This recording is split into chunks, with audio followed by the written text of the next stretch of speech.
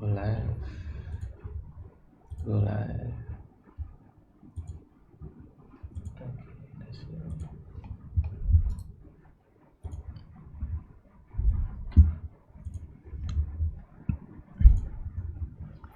Bismillahirrahmanirrahim. Assalamualaikum warahmatullahi wabarakatuh. Alhamdulillah wassalatu wassalamu ala rasulillah. Wala hawla wala quwata illa billah. Allahumma alimna ma yanfa'una wanfa'na bima 'allamtana wa zidna ilma.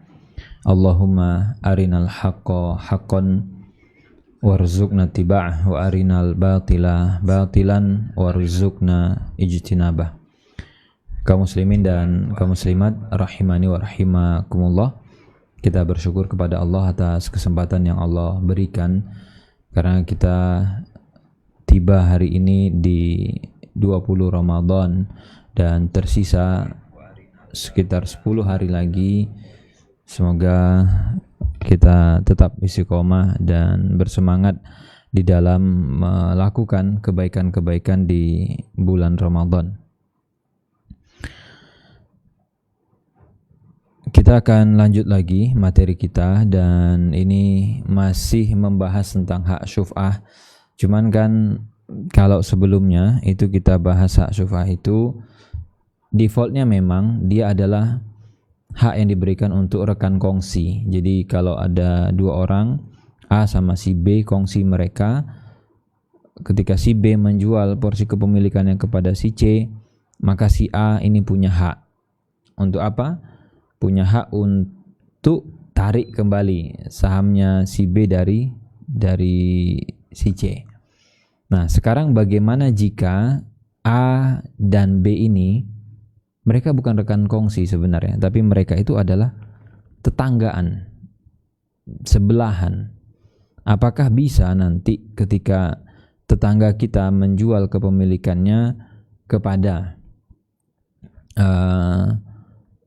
ahli waris yang lain atau kepada pihak yang lain misalnya ya, sementara tetangga ini dia tidak dapat penawaran apapun, boleh nggak dia tarik dan manfaatkan? Itu yang mau kita bahas di kesempatan pagi hari ini.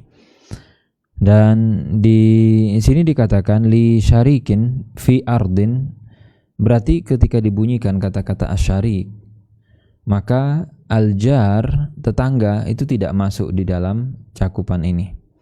Makanya di poin sebelumnya itu ditegaskan waqad sarraha bihi faqala fala syuf'ata li jarin. Maka tidak ada tuh hak syuf'ah bagi tetangga. Fala syuf'ata li jarin. Fama ad-dalil, lalu apa yang menjadi dasar kenapa kok tetangga tidak punya hak syuf'ah?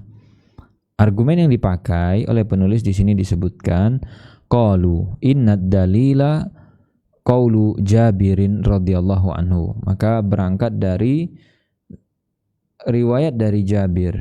Kata Jabir, Rasul sallallahu alaihi wasallam qada bi syuf'ah. Rasul itu memberikan keputusan, kemudian ketetapan adanya hak syuf'ah berlaku pada hal-hal yang belum dibagi. Jadi kullu malam yuksam, berarti kepemilikannya ini adalah kepemilikan kongsi. Ada beberapa. Fa mafhumuhu anna ma kusima laisa fihi syuf'ah. Artinya jika objek tadi kepemilikannya itu bukan kongsi, jadi punya si A sendiri, punya B sendiri, C sendiri, terpisah dia, tidak berlaku syuf'ah. Wa idza kusima sara asyariku jaran. Nah, ini asal usulnya. Tetangga itu muncul dari mana? Ketika aset yang dimiliki bersama tadi, yang tadi berkongsi itu dipecah, otomatis mereka tidak lagi kita bilang rekan kongsi, tapi mereka kita bilang mereka itu tetangga. Karena ini di sebelahnya ini punya A berdampingan dengan punya si B. Itu jadi kita harus bisa membedakan yang dimaksud dengan tetangga dan yang dimaksud dengan rekan kongsi. Kalau rekan kongsi berarti bercampur kepemilikannya pada objek tadi. Ka'ardin baina rajulaini iktasamaha kanat fil awal mushtarakah wal an sara asyariku jaran. Sebagai contoh kata beliau, ada tanah itu dimiliki oleh dua orang, kongsi A dan B di tanah itu. Lalu tanah itu mereka pecah sertifikatnya. Iktasamaha, dan awalnya memang statusnya adalah kongsi, tapi begitu pecah sertifikat, di split, ya sudah, kita jadi tetangga nih, bersebelahan. Sedangkan konteks hadis yang tadi kita baca dari riwayat Jabir, ini qadhan Nabi SAW bisyuf'ati fi kulli malam yuksam. Berlakunya kapan atau di mana? Di area yang ini. Objek yang masih kongsi, objek yang dimiliki oleh lebih dari satu orang. Hadzal mantuk, dan ini adalah tekstualnya begitu bunyinya. Wa mafhumuhu. Oke, sekarang apa yang kita bisa pahami dari teks ini? Tekstualnya. Oke, kita pahamilah mafhumnya, kontekstualnya. Pemahaman dari nas, dari dalil adalah la syuf'ata fima kusima. Berarti kalau kita sudah tidak berbicara atau tidak berada di objek yang kongsi, sudah otomatis tidak ada lagi syuf'ah di situ. Wan natijah la syuf'ata lil jar. Maka untuk yang namanya tetangga tidak ada opsi syuf'ah. Li'annahu idza kana al-jarul ladzi kana syarikan bil awal la syuf'ata lahu. Jadi kan tetangga itu kalau mau dilihat asal usulnya, tetangga itu bisa muncul dari rekan kongsi kita. Rekan kongsi kemudian pecah sertifikat jadi dua bertetangga. Ini tetangga muncul dari rekan kongsi. Itu saja tidak bisa ada syuf'ah, apalagi tetangga yang fal jarul ladzi laisa bainahu wa baina jarihi syirkah mim babi aula. Kalau rekannya tadi, si tetangga tadi munculnya memang dari awal tidak ada kongsian dengan kita, ini tentu lebih tidak berhak lagi untuk mendapatkan hak syuf'ah. Kan ada ya, kita beli tanah nih, tanah itu berdampingan dengan tanah si C. Berarti kalau nanti tanah yang dibeli ini dibelah, ada si A, ada si B, berdampingan dengan tanah si C. C ini tetangga juga, tapi C muncul memang dari awal statusnya tetangga, bukan rekan kongsi. Nah, apakah Syekh sependapat dengan pernyataan tadi? Nah, ternyata beliau memberikan pandangan. Walakin naqul al-istidlalu bihadzal hadis fihi nazar. Kita berdalil dengan hadis Jabir tadi, maka sebenarnya masih ada yang bisa kita kaji gitu ya. Masih ada yang kita perlu cek ulang dari sisi pendalilan, karena kita tidak mempermasalahkan dalil. Jadi ada dua hal yang ini berbeda ya, yaitu status dalilnya dan kemudian cara berdalil atau cara menggunakan dalil itu. Nah, di sini yang disoroti bukan dalilnya, tapi ya sebenarnya satu paket ya, tapi lebih ke arah bagaimana kita berdalil atau bagaimana kita menggunakan dalil itu. Kata beliau, la yajibu idza stadlalna bil hadis an nastadilla bihi kamilan. Kalau kita mau pakai hadisnya Jabir, otomatis kita akan pakai itu secara utuh, sepaket. Idza stadlalna bil hadis kamilan lazima an yakuna al jaru lahu syuf'ah fi ba'dil ahwal. Nah, di sini yang membedakan antara pendapat mazhab dengan apa yang dipilih oleh Syekh Utsaimin. Beliau mengajukan pendapat lain. Pandangannya seperti ini. Kalau kita mau pakai hadis Jabir, lazimah. Nah, menurut beliau, konsekuensinya si tetangga mestinya ada hak syuf'ah dari dalil yang sama, tapi begitu beda cara istidlalnya, beda cara pandang dalam penggunaan dalil bisa berbeda nanti konklusi, kesimpulan hasil. Tapi yang menjadi catatan beliau, tetangga itu bisa punya hak syuf'ah di sebagian kondisi. Maka ini yang harus dicatat, bahwa Syekh Utsaimin itu tidak mengatakan bahwa jadi dia tidak 100% bertolak belakang dalam artian gitu ya, 180 derajat enggak. Jadi ketika dibilang yang sebelumnya tidak ada syuf'ah bagi tetangga, saya tidak mengatakan tetangga punya hak syuf'ah secara mutlak, tidak, tapi dia di tengah. Ada hak syuf'ahnya di kondisi tertentu, dan di kondisi tertentu tidak berlaku syuf'ahnya. Jadi dia ambil tengah itu.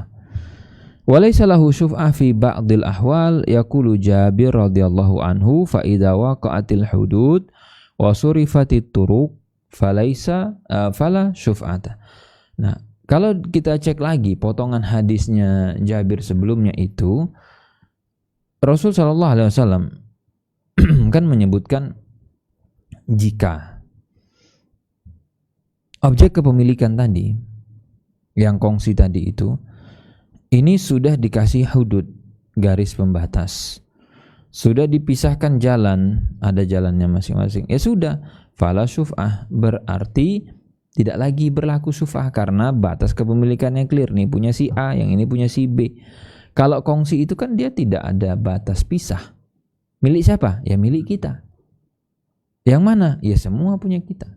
Tapi kalau sudah dipisah, ini punya A, punya B, tidak berlaku syuf'ah. Fal hadisu bayyana annahu idza hasalatil qisma wa rasamatil ard wa rusimatil ardu bihududiha wa surifatit turuq bi ankana hadzal janib lahu tariq wal janib akhar lahu tariq fala syuf'ata. Sehingga dari hadis tersebut kita bisa lihat memang ada penegasan ketika sudah di-split, sudah dipisah, sehingga di sini punya sendiri, itu tidak ada syuf'ahnya, fala syuf'ata. Fayukhad min hada annahuma law iktasama wa baqiya at-tariq. Dan di sini berarti beliau pegang kata kunci. Bagaimana jika dua aset ini dia memang dipisah, tapi jalannya ini masih jalan bersama, kongsi antara si A dengan si B di jalan ini. Apakah itu sudah kita anggap tidak ada syuf'ah atau masih ada syuf'ah? Di sini dikatakan oleh beliau wa baqiya tariq wahidan lam yusarraf fa syuf'ah baqiyah. Kalau masih di satu jalan, maka syuf'ahnya masih berlaku. Walaupun kan kadang ya, kalau kita perhatikan di tempat kita, ada memang jalan itu jalan umum. Jadi ya kalau sudah kepisah jalan atau sudah dia batas tanahnya, jadi kadang di batas tanah itu juga bahkan tidak ada jalan sama sekali gitu. Memang ya sudah, ini garis tengahnya antara kamu dengan saya sudah terpisah. Nah, cuman beliau di sini mengatakan kalau jalannya masih, wallahu alam, kalau memang itu mungkin sifatnya ya jalan bantuan ya, karena jalan itu kan ada yang sudah dipatenkan. Jadi kalau dilihat di mapnya BPN itu, ya ini dipetakan dia sebagai jalan, itu bukan peta tanah lagi, tapi memang sudah kepeta sebagai jalan. Wa hadha huwa al-qaulur rajih. Nah, kalau dia masih milik mereka berdua, jalan itu ya sudah, itu masih ada hak syuf'ah. Ini yang dipilih oleh Syekh Utsaimin. Annal jar lahu asyuf'ah fi halin wa laysa lahu syuf'ah fi halin. Jadi beliau berbeda dengan pendapat mazhab. Beliau mengatakan di sini kalau tetangga itu punya hak syuf'ah di kondisi tertentu dan tidak ada syuf'ah di kondisi yang lain. Fa idza kanat at-tariq wahidah au al-ma' alladhi yusqa bihi az-zar wahidan au ay syai' au ayu syai'in ishtaraka fihi min haqqi al-milk fa inna syuf'ah sabita. Jadi kata kuncinya ketika masih ada aset-aset yang itu dimiliki oleh mereka berdua. Seperti di sini contohnya ya. Apa contoh aset yang dipakai kalau itu tanah? Tadi tanahnya memang sudah dipisah garis, sudah jelas tuh batas pisahnya. Cuman mereka masih punya objek aset yang itu dimiliki berdua. Di sini dikatakan tadi jalan salah satunya. Contoh yang lain adalah alma, sumber airnya, sumurnya. Karena kadang ada sumur itu kongsi. Nih ya, sumurnya di tengah. Kita pakai untuk mengairi punya si A, kita pakai mengairi punya si B. Kalau ditanya sumur ini punya siapa? Punya kita berdua. Bukan punya si B, bukan punya si A. Atau apapun ya. Nah, jika seperti itu berarti masih berlaku syuf'ah. Ada syuf'ahnya, belum hilang. Wa idza lam yakun bainahuma haqqun mushtarak fala syuf'ah. Tapi kalau benar-benar kayak udah ya pisah gitu. Jadi bahkan mereka sudah buatin pagar tuh. Ini pagar ya. Kalaupun nggak ada pagar tapi udah jelas yang dari patok ini ke patok sana sudah area sebelah kirinya, sebelah kanannya punya si A, si B, yang kiri punya si A misalnya. Ya sudah, tidak ada syubhah lagi karena mereka bertetangga. Hadza huwal qaulur rajih fi subuti asyuf'ah lil jar. Wa alaihi mal hadis al jar ahaqu bisaqbihi hadza wa huwa ikhtiyaru Syekhul Islam Ibn Taimiyah. Wa qala ba'dul ulama lil jar asyuf'ah mutlaqan li hadisi al jar ahaqu bi saqbi au bima jawarahu. Jadi sebenarnya di sini ada 3 pendapat. Tadi yang pendapat pertama mengatakan tetangga tidak punya hak syuf'ah sama sekali. Pendapat kedua itu mengatakan tetangga bisa punya hak syuf'ah di kondisi tertentu dan tetangga bisa juga tidak punya hak syuf'ah di kondisi yang lain. Ada pendapat ketiga itu mengatakan tetangga punya hak syuf'ah secara mutlak. Nah, kalau tadi yang di tengah ini yang mengatakan tetangga itu di kondisi tertentu punya hak syuf'ah, di kondisi yang lain itu tidak punya. Ini acuannya apa? Ada objek yang mereka miliki bersama. Nah, sekarang kita lihat pendapat yang ketiga. Sebagian ulama, kalau pendapat kedua tadi itu yang dipilih oleh Syekhul Islam Ibn Taimiyah. Nah, pendapat ketiga, lil jari asyuf'ah mutlaqan li hadisi al jar ahaqu bisaqbihi. Wa qawlu li syarikin fi ardin kharaja bidzalika li asyarik fi ghairil ard. Oke, sekarang kita pindah ya. Kita lihat objeknya sekarang. Objeknya itu adalah apakah syuf'ah ini berlaku untuk objek selain tanah atau dia hanya berlaku kalau objek kongsinya hanya tanah. Karena di sini dibahasakan oleh penulis li syarikin fi ardin. Dia berlaku pada objek yang berbentuk tanah. Jadi disebut di situ bahasanya tanah. Karena kan ada nanti aset, kalau dibilang aset tidak bergerak, tanah itu kan salah satu jenis dari aset tidak bergerak. Kalau aset tidak bergerak yang lain apa? Bisa gedung, bisa rumah, bisa gudang, sawah. Nah, sawah dia sebenarnya bagian dari tanah, tapi bukan tanah yang kosong gitu, enggak kan. Fungsinya memang untuk perkebunan ataupun persawahan. Kharaja bidzalika asyarik fi ghairi ardin al-ard. Jadi di sini ternyata dikatakan syuf'ah tidak berlaku jika objek kongsinya bukan tanah. Kasyariki fi sayyarah. Contoh, A dan B kongsi tapi objek kongsinya adalah mobil. Jadi mobil berapa harga? Misal 500 juta.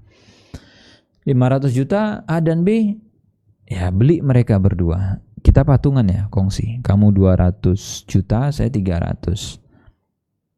Kongsi mereka, tapi objek kongsinya bukan tanah melainkan mobil. Wasyariku fi as-safinah. Atau misalnya kendaraan yang di air, kapal. Kita beli kapal. Wasyarik fi as-sila fa innahu la syuf'ah lahu, atau barang-barang yang lain. Di sini tidak berlaku syuf'ah. Gara-gara apa? Gara-gara objeknya bukan tanah. Misalu dzalik rajulani yamlikani sayyaratan syirkan faba'a ahaduhuma nasibahu ala akhar fa 'ala al-madhhab la syuf'ata. Jadi contohnya tadi 2 orang kongsi beli mobil, kemudian si B menjual tuh porsi kepemilikannya pada mobil kepada si C. Menurut mazhab Hambali di sini dikatakan tidak ada syuf'ah gara-gara objeknya ini bukan tanah. Wala budda an takuna asyirkah fi ardin. Jadi syirkahnya ini harus tanah. Wa hadhihi al-mas'alah fiha khilaf. Kemudian kata Syekh Utsaimin, sebenarnya perkara ini terjadi perbedaan pendapat dalam case ini. Maka beliau langsung singgung. Minal ulama man qala kama qala al-muallif la syuf'ata fi ghairi al-ardi. Jadi yang pertama kata Syekh Utsaimin, memang ada pendapat dari para ulama yang ikut pendapat mazhab Hambali tadi, yaitu tidak ada syuf'ah selain pada objek tanah. Tapi sebagian yang lain mengatakan asyuf'a fi kulli syai' illa ma'amkana kismatuhu minal mangkulat. Nah, di sini tidak membedakan. Pendapat kedua itu mengatakan selagi objek itu adalah objek kongsi milik lebih dari satu orang, berlaku tuh syuf'ah. Kecuali katanya objek itu amkana kismatuhu minal mangkulat, kecuali dia adalah aset tidak bergerak yang memungkinkan untuk di split, dibagikan. Kalau seperti itu la syuf'ah fihi, tidak ada syuf'ah. Li imkani kismatihi min duni dororin, karena memungkinkan untuk dibagikan tanpa ada mudorot. Sebagai contoh, kakisin minal bur, ada objek-objek itu sebenarnya kalau kita mau bagi itu simple, gampang, bisa sekantong gandum, sekarung beras. Kalau ditanya ini beras milik siapa? Milik berdua, A dan B. Berapa kilo berasnya sekarang? 10 kilo. Oke. Dari 10 kilo ini berapa punya si A? Berapa punya si B? A punya 6 kilo, B punya 4 kilo. Gampang nggak? Ya sudah. Ini ya 4 kilo. Ini ya 6 kilo. Selesai. Ini kan sebenarnya kalau kamu mau jual ya jual aja. Ini beras kamu yang 4 kilo. Ini beras saya 6 kilo. Selesai. Ngapain harus mereka ribut-ribut pakai syuf'ah? Karena ini benda yang mempartisinya itu gampang, mensplitnya itu enak. Wahada al-qaul arjah, dan Syekh Utsaimin memilih pendapat yang kedua, yaitu pendapat yang mengatakan objek syuf'ah yang menjadi objek kongsi itu berlaku apapun objeknya, enggak mesti tanah. Jadi mikrofon nih, kita punya mikrofon kongsi, belinya bareng. Berlaku gak syuf'ah? Berlaku. Karena ini adalah objek kongsi, walaupun dia bukan tanah. Ini yang dirojihkan atau yang dipilih oleh Syekh Utsaimin. Jadi tidak mesti melulu tanah. Li'annal illah. Oke, sekarang kita lihat argumentasinya. Apa alasannya? Kenapa Syekh mengatakan yang di sini itu yang lebih tepat atau yang lebih kuat? Beliau mengatakan al-illah allati sabatat biha asy-syuf'atu li syariki fil ardi mawjudatun fi syariki fi ghairil ardi. Jadi ketika objeknya adalah tanah nih, kita kan berlakukan syuf'ah pada tanah. Gara-gara apa? Ada alasan. Alasannya tadi menghilangkan mudorot. Alasannya apa? Di situ memprioritaskan rekan kongsi yang lama. Nah, alasan-alasan ini di objek tanah muncul, dan alasan yang sama di objek selain tanah pun muncul. Berarti kan ini dua hal yang sama. Kenapa kita bedain? Mestinya yang di objek selain tanah dengan objek yang tanah Tidak ada beda karena sebabnya sama. Mereka punya illah hukum yang sama. Di sini dikatakan fa idza kana syarikuka fi sayyarah rajulan thayyiban. Nah, sekarang beliau ingin memberikan gambaran ya. Kalau sebelumnya kan kita banyak bahas tanah. Sekarang gini deh. Nih kalian beli mobil nih, A sama B. Bareng belinya. Berapa modalnya untuk beli mobil? Misalnya sama-sama 250 juta. Sama-sama 250 juta beli mobil bareng. Berarti kan kepemilikannya 50-50. Tapi si B ini orangnya enak, orangnya baik. Di sini dikatakan di mobil yang sama nih kita kongsi. Si B itu rajulan thayyiban, sahlan, la yu'ariduka fi syai'. Enggak rewel dia. Dia pokoknya nyaman aja gitu. Kita punya mobil bareng sama si B itu. Idza tajati sayyara ila islah aslahaha. Kalau nanti mobilnya rusak, butuh di servis, ya sudah. Berapa biaya servis kita kongsi, kita bagi. Si B itu enak. Ini setoran uang servis dari saya. Wa idza tajat ila ziyada zadaha. Kalau misalnya mobil tadi butuh tambahan apa misalnya awalnya blowernya itu cuma di depan, butuh tuh tambahan blower di tengah atau mungkin ditambah lagi di belakang. Ya sudah, kita patungan buat nambah si blowernya. Ya sudah, jadi enak sama si B ini. Wa idza hasala 'alaiha hadisun tasahal fil amr. Kalau pas lagi dipakai sama si B, ternyata nabrak, ternyata ya kecelakaan, baik yang ringan atau yang berat. Si B itu nggak ngeles yang macem-macem. Kata si B, oke, ini saya bawa ke bengkel, ke Tok Magic, diperbaiki dan macem-macem, saya servis. Tasahal, nggak ribet gitu, nggak riuh sama urusannya si B ini.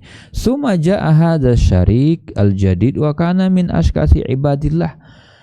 Nah, coba bayangkan di objek yang sama berupa mobil. Kemudian si B baik, kemudian si B mau jual tuh porsi kepemilikannya pada mobil 50% misalnya, dijual ke si C. Ternyata si C itu tipikal orang yang apa ya? Yang nyebelin gitu ya. Tipikal orang yang jengkelin. Ini kalau mobil rusak tuh pura-pura bodoh dia. Jelas dia yang bawa tuh. Udah jelas tadi yang make adalah si C. Baret mobilnya. Kalau baret mungkin masih gampang. Misalnya penyok, misalnya pecah kaca. Itu pura-pura bodoh aja, dia kayak apatis, gak tahu.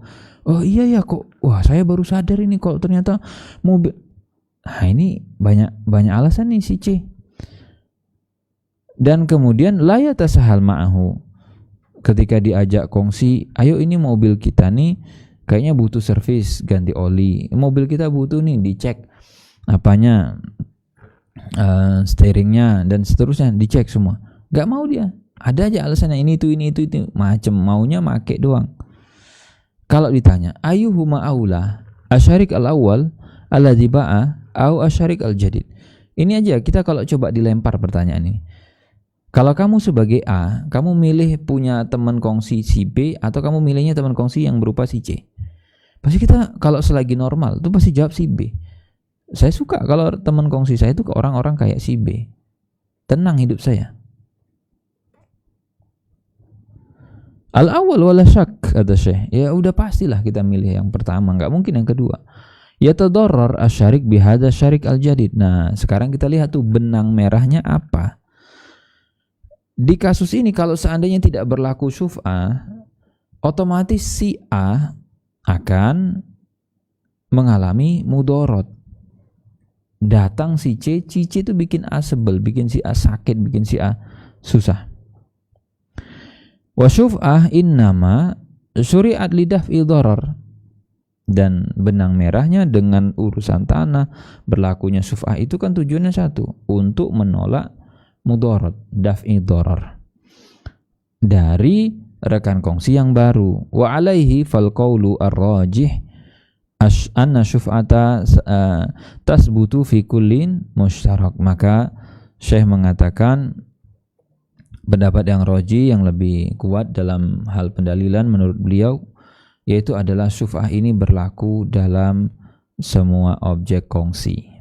Meskipun dia aset yang bergerak ataupun aset tidak bergerak yang selain tanah tetap berlaku. Nah, di sini dikatakan sankana ardon am awani am farasan am ay syai'in, apapun itu. Tajibu kismatuha kharaja bihi ma la tajibu kismatuhu kadur as-saghir. Nah, ini kembali kita ulang lagi ya materi sebelumnya. Ada objek itu dia bisa dibagi, di split, kayak kalau tanah itu misalnya tadi bisa pecah sertifikat.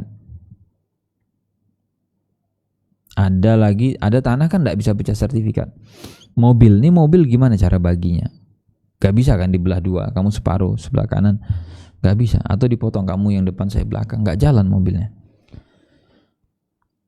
Jadi untuk objek-objek yang tidak tidak wajib untuk dipisah, seperti tadi tanah yang kecil berapa 5x5, ini gimana caranya memecah sertifikat tanah 5x5 itu? 5x5 cuma 25 meter persegi, itu udah kecil. Wal ardi saghirah wa ma asbah dzalika fa innaha laisa fiha syuf'ah. Ini sebenarnya sudah disinggung sebelumnya gitu ya.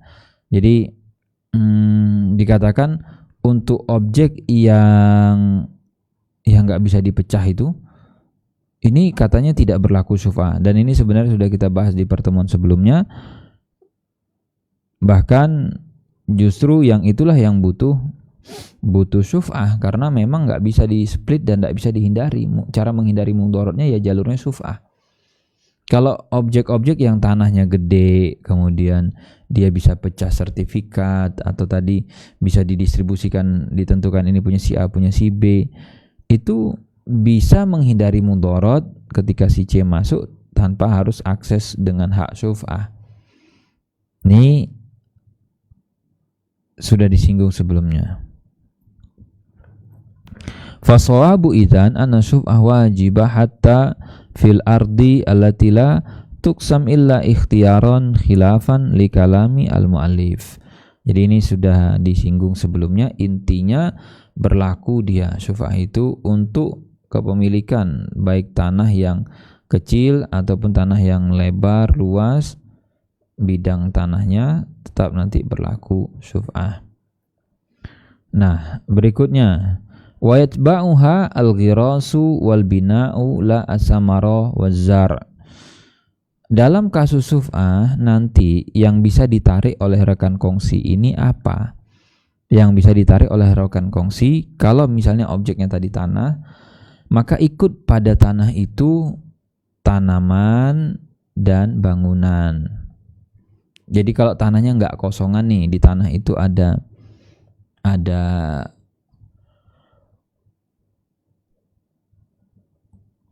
bangunannya, ada pohonnya, itu ngikut. Jadi kalau itu kadung dijual oleh si B ke si C, maka si C itu kan membayar harga, di mana harga yang dibayar itu untuk mengganti tanahnya, pohonnya, bangunannya. Jadi nilai sahamnya si B itu kan setara dengan isi yang ada di situ. Yakni idza syafa'a asyariku fi ardin fiha ghirasun wa bina'un fa innal ghiras wal bina' yatba'uha idza kanat hinal bai' mawjudan fiha al ghiras wal bina'. Sehingga patokannya cek saat si C membeli saham dari si B, di situ emang udah ada pohon belum? Di situ emang udah ada bangunan belum? Kalau emang udah ada pohon, emang udah ada bangunan, nah ngikut dia kejual ke si C. Nanti si A tarik lagi dari si C. Jadi itu udah satu paket gitu. Karena Nabi SAW menyebutkan man ba'a nakhlan ba'da an tu'abbara. Nah, sedangkan si samarnya, sedangkan si buahnya itu ndak ikut. Jadi kalau misalnya apa contohnya? Dan di sini konteksnya buah itu biasanya yang diserbukan ya, atau buah yang sudah ada gitu ya, sudah muncul. Cuma nanti di sini saya akan berikan tanggapan juga ya. Tapi kalau kita bicara kasus buah, ini konteks hadisnya itu pohon kurma. Man ba'a nakhlan ba'da an tu'abbar. Kalau kita punya kebun atau kalau kita mau jual pohon kurma atau pohon salak, apalagi kira-kira buah-buahan yang itu butuh proses penyerbukan. Tapi dia sudah diserbukkan tuh, maka buahnya milik siapa? Milik penjual. Nggak ikut ke pembeli. Kecuali nanti pembeli mensyaratkan, Pak, pokoknya nanti kalau buah ini berbuah, pohon ini berbuah, meskipun dulu Bapak yang menyerbukkan, meskipun ini kan Bapak yang mengupayakan usaha perkawinannya itu, penyerbukannya, tetap ya satu paket tuh kebeli sama kita. Bisa nanti jadi milik pembeli. Fakama anna samar wa zar la yatba' fi al-bai' fakadzalika la yatba' fi al-akhdhi bi syuf'ah bal yakunu liman ishtaraha. Jadi kalau itu ternyata sudah dipindahkan ke penjual dan lalu diolahlah oleh penjual tadi, akhirnya terjadi penyerbukan, itu miliknya penjual. Milik pembeli karena si C kan yang beli. Wali anna muddata az-zar wa samar la tatul bi khilafil ghiras wal bina' fa inna muddatahuma tatul. Terus yang membedakan antara buah dengan pohon, dengan bangunan biasanya, buah itu rentangnya pendek, masanya pendek. Dari dia mulai berbunga sampai dia bisa dipanen biasanya enggak lama. Enggak nyampe yang tahunan biasanya. Enggak tahu kalau ada buah yang sejak dia berbunga kemudian jadi pentil buah kecil, gede-gede sampai bisa dipanen, dinikmati, itu jedanya atau jaraknya setahun, wallahu alam ya kalau ada, tapi umumnya di bawah itu. Wa zahiru kalamil muallif annahu la farqa baina an takuna hinal bai' musmira au mazru'ah au kana samar wa zar ba'da dhalik, lakin as-sahih annahu idza kanat samara mawjudah hinal bai' wa syafa'a syarika samara mawjudah fa innaha tatba'. Nah, jadi kata Syekh Utsaimin seolah-olah bahasa yang tadi itu tidak membedakan apakah ketika proses dari B ke C dijual, buah itu udah ada belum atau sudah diserbukkan belum oleh si B gitu. Kalau sudah diserbukkan oleh si B atau buah itu sudah ada kemudian dijual oleh B ke C, ini kan kadang biasanya A sudah tahu sebelum buah itu matang, maka begitu dibayarkan ke si C oleh si A, apa yang didapatkan oleh si A? Ya sudah, tanah itu plus pohonnya plus buahnya plus isinya, sudah satu paket. Ini kata beliau. Wa kadzalika yuqal wa syafa'a syarik fi azhar lima yali. Nah, ini beberapa catatan beliau. Yang pertama, kenapa kok berpandangan seperti itu? Alasannya, buah itu kan sebenarnya turunan dari pohon, dan pohon itu adalah turunan dari tanah, sehingga dia satu paket ikut semua. Jadi kalau kita jual tanah, biasanya ya kalau orang jual tanah, maka ikut terjuallah semua yang ada di atas tanah, pohonnya, kecuali ada yang di-exclude. Misalnya jual kebun, di kebun itu ada pohon jati, biasanya sih gak ikut terjual karena si pemilik akan potong pohon jatinya dan dia akan jual terpisah, gak bareng tanah. Ada yang memang belum siap panen jatinya, nah kalau itu biasa satu paket, jadi sudah dihitung sekalian.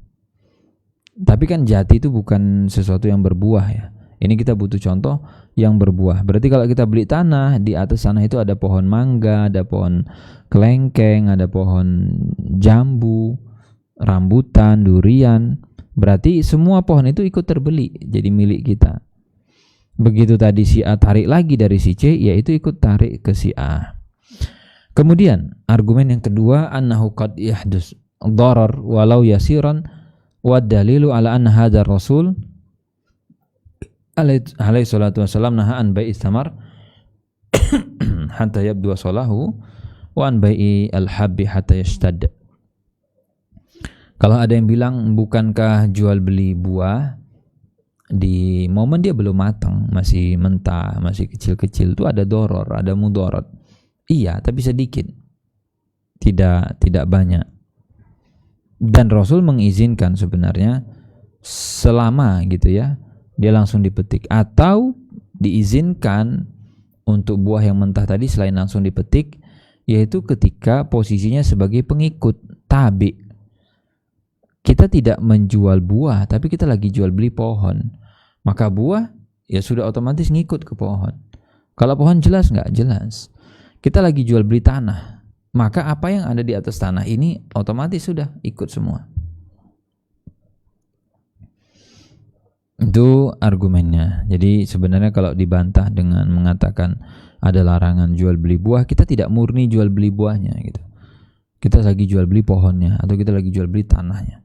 Sehingga di sini akan masuk otomatis. Yang ketiga,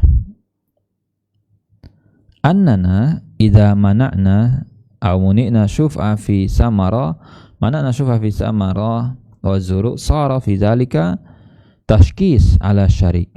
Dan kalau kita bilang tadi buahnya nggak ikut ya, kamu hanya bisa tarik dari si C, tanahnya, pohonnya, buahnya punya si C. Ini kan sebenarnya mengurangi haknya si A. Kenapa kok kurang haknya? Ya dia merasa dirugikan. Kenapa merasa dirugikan? Saya tidak mendapatkan hak saya secara utuh. Lam yahsul li an-nasib kamilan. Enggak dapat dia secara utuh. Fa'ana la urid as-samarah wala az-zar wa idza qala syarik al-awwal ana la uriduha aidan sara fi dzalika darar 'ala al-mushtari fa idza qulna innaha tatba' al-asl istarahna min hada ad-darar. Nah, anggaplah misal ya, misal si A tadi bilang ya enggak apa-apa, buahnya tetap punya si C. Repot enggak tuh si C? Datang ke kebun yang punya orang, nanti ngurus buahnya, ngambil. Nah, makanya Syekh bilang daripada kita banyak masalah tuh ketika dibilang buah ikut ke tetap bertahan di C atau enggak dan yang lain, ya sudah kita bilang pakai kaidah defaultnya. Apa kaidah defaultnya? Innaha tatba'u al-asl. Dia mengikuti pokok. Apa pokoknya? Tanah. Ya sudah, pohon ikut tanah, tanah dijual, pohon ikut terjual. Buah ikut pohon, pohon dijual, maka buah ikut kejual. Selesai permasalahan kita kalau kita pakai kaidah itu. Amma law kanat an-nakhil hinal bai' laisa fiha samar thumma asmarat ba'du inda al-mushtari fa innaha takunu lil mushtari. Kecuali kata beliau. Makanya ini sebenarnya bisa kita selesaikan dan kita nggak bingung kalau kita sudah melewati pembahasan mengenai az-zuru' wasimar, mengenai tanaman dan buah-buahannya. Kalau sudah dijual ke si C, lalu sama si C diserbukkan salaknya, diserbukkan kurmanya, itu sebenarnya jadi milik si C.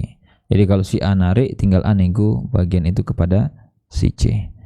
Baqiya su'al yaridu alal madhab wa huwa anna syarik idza akhadha nasib bisamanihi alladhi istaqar alaihi al-aqdu ma'anna hu sayanza minhu as-samara wa zar fa sayakunu fi darar ala syarik. Maka kan di sini karena tadi saya sepertinya tidak sependapat dengan mazhab, ya sudah beliau ajukan pertanyaan. Ini kan si A sudah bayar kepada si C, tapi permasalahannya ada hak dia yang nggak dapat, nggak utuh. Padahal as-saman alladzi istaqara alaihi al-aqdu huwa qimah lil ardi wa samar wal ghiras waz zar. Nilai duit yang dibayarkan dalam kasus syuf'ah ini itu kan kompensasi sebenarnya. Kompensasi dari apa? Dari apapun yang ada di atas tanah itu. Mulai dari tanahnya, mulai dari buah-buahannya, mulai dari pohonnya, tumbuhan dan seterusnya. Fa idza qulna inna syarik yalzamuhu as-saman kamilan sara fi dzalika dzulmun alaihi fa madza naf'al. Kalau kita bilang kamu harus bayar utuh ganti uang si C. Iya, terus hak saya kok kenapa enggak utuh? zolim dong, berarti saya dizolimi gitu ya. Nah, aku qadar zaman azar was samara wa oke. Tadi ini beliau ingin mengcounter, mohon maaf. Tadi maksudnya adalah kalau diajukan pendapat oleh mazhab, mengcounter dengan menjawab seperti ini. Jadi kalau yaruddu alal mazhab, berarti kalau kita diadu tadi atau kita diajukan pertanyaan, bagaimana kok bisa nanti ada buah yang stay atau bertahan di pembeli atau di si C? Jawabannya tinggal kita kurangi. Berarti si A bayarnya kepada si C tidak utuh. Bayar berapa? Ya dikurangi dengan nilai buah. Kira-kira nilai buah itu berapa? Itu akan bertahan di C, dan C nanti bisa menikmati buah itu. Tapi si A bayar ke si C tidak full. Kalau nggak mau ribet ya sudah, C bilang udah saya lepas semua lah buahnya untuk kamu, tapi balikkan uang saya utuh, selesai seperti itu. Maka dari tadi daripada kita ribet, maka insyaallah bisa dilakukan seperti itu. Baik, insyaallah di sesi berikutnya kita bahas yaitu wahya alal faur waqta ilmihi.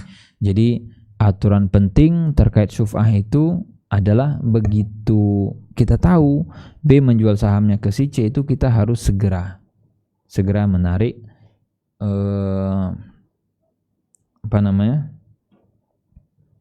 bagiannya. Tinggal nanti bagaimana teknisnya itu kita bahas di sesi berikutnya.